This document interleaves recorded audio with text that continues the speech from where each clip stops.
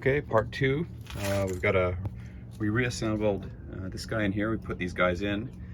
I didn't take the rod out. There's a rod inside here that is, if you can see it, there.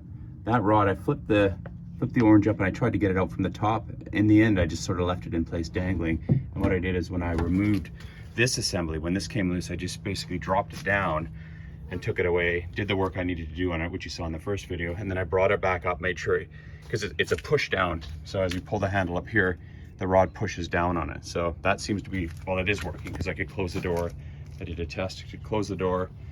And then in order to get this in and out, you had to remove this 10 mil screw because there's a guide down here that lets the window come down. So before I got the reassembly done, I plugged this guy back in, made sure I could get my windows back down and up. And the other good thing here is if I do the, you can actually see the locky one working there as well. So far so good, I think. And I'll post a third video if I can get it back together and if it looks like it's working.